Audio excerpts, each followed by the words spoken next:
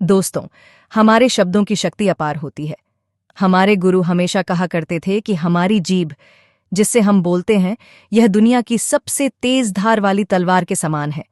उन्होंने समझाया था कि दुनिया का सबसे खतरनाक हथियार हमारे शब्द हैं।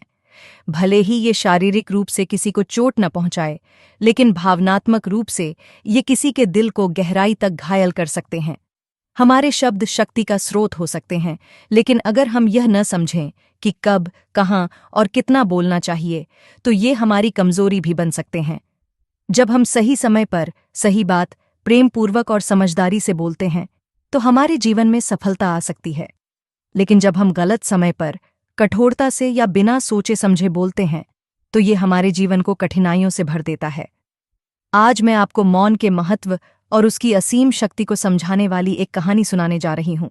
यह कहानी आपको एहसास कराएगी कि कैसे मौन आपके जीवन को बदल सकता है और आपको भीतर की गहराइयों से जोड़ सकता है। मौन की शक्ति। बहुत समय पहले की बात है। भारत में एक प्रसिद्ध बौद्ध भिक्षु, जो अपनी साधना और ध्यान के लिए जाने जाते थे, एक शांत जंगल में रहते थे। वह जंगल दुनिया के शोर शराबे और भागदौड़ से बहुत दूर था। उनकी शांति, उनकी साधना और उनका ज्ञान पूरे भारत में प्रसिद्ध था। लोग दूर दूर से उनसे मिलने आते थे। एक दिन एक राजा उनके पास आया। राजा के चेहरे पर थकान, बेचैनी और उदासी साफ झलक रही थी। राजा ने भिक्षु से कहा, आदरणीय भिक्षु, मेरे पास सब कुछ है, धन, प्रसिद्धि और वो हर विलासिता जिसकी कोई व्यक्ति कल्पना कर सकता है, लेकिन फिर भी मेरे जीवन में शांति नहीं है। मेरा मन हमेशा अशांत रहता है। मैं थका हुआ, परेशान और निराश महसूस करता हूं। कृपया मेरी मदद करें, मुझे इस बेचैनी से छुटकारा दिलाएं।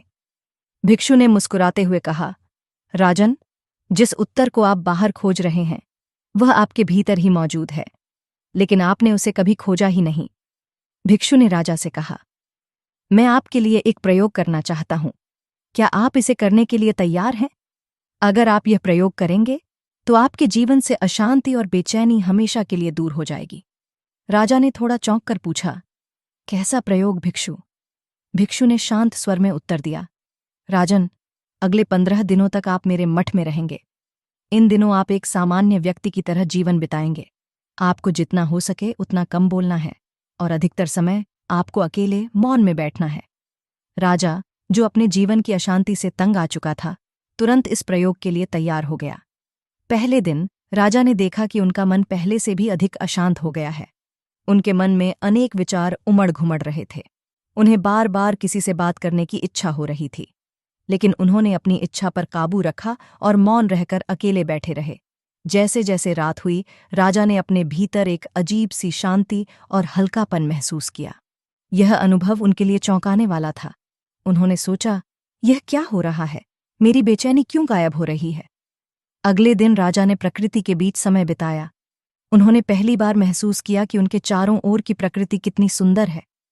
फूलों का खिलना, पक्षियों का चहचहाना, हवा की सरसराहट, इन सब में एक अद्भुत आनंद छिपा था जिसे उन्होंने पहले कभी महसूस नहीं किया था। 10 दिन बीत गए। राजा के मन की सारी बेचैनी धीरे धीरे समाप्त हो गई। अब उनका मन शांत और स्थिर हो गया था। 12वें दिन राजा ने खुद को ध्यान की गहरी अवस्था में पाया। उनकी आंखें स्वतः बंद हो गईं और उनका मन चिंताओं से पूरी तरह मुक्त हो गया। आखिरी 3 दिन राजा ने गहरे ध्यान में बिताए। उन्होंने अपने भीतर एक असीम शांति का अनुभव किया। जब 15 दिन पूरे हो गए, तो राजा भिक्षु के पास गया। राजा ने भिक्षु से कहा, आदरणीय भिक्षु, इन 15 दिनों ने मेरी जिंदगी बदल दी। अब मैं समझ गया हूं कि मेरा मन पहले क्यों परेशान था। भिक्षु ने मुस्कुराते हुए पूछा, राजन, आपने क्या सीखा? अपने अनुभव को मेरे साथ साझा करें। राजा ने कहा, भिक्षु, मुझे एहसास हुआ कि मैं बहुत ज्यादा बोलता था। मैं अपनी ऊर्जा व्यर्थ की बातों में गंवाता था। मैं लोगों से बेवजह बहस करता था और नकारात्मक सोच में खोया रहता था। इस आदत के कारण मेरा मन हमेशा अशांत रहता था। मैं अपने कामों पर ठीक से ध्यान नहीं दे पाता था और बार बार असफल हो जाता था। इन असफलताओं ने मुझे और भी अधिक निराश कर दिया था। लेकिन इन 15 दिनों में मैंने सीखा कि मौन के माध्यम से हम अपने भीतर की शक्ति को पहचान सकते हैं। मैंने यह भी जाना कि ध्यान को बलपूर्वक नहीं किया जा सकता। यह स्वाभाविक रूप से होता है। जब मन शांत हो जाता है तो ध्यान अपने आप घटित होता है। भिक्षु ने कहा, राजन, आपने सही पहचाना। ये समस्या केवल आपकी नहीं है। आज भी दुनिया में कई लोग जरूरत से ज्यादा बोलते हैं। अपने शब्दों का सही उपयोग न करना ही उनके जीवन में समस्याओं का कारण बनता है। मौन केवल शब्दों की अनुपस्थिति नहीं है, यह आत्म खोज का पहला कदम है। जब हम मौन का अभ्यास करते हैं तो हम खुद को और दुनिया को बेहतर ढंग से समझ पाते हैं। कहानी की सीख। इस कहानी से हमें यह सीखने को मिलता है कि मौन केवल सुनने की कला नहीं है, यह जीने की कला है।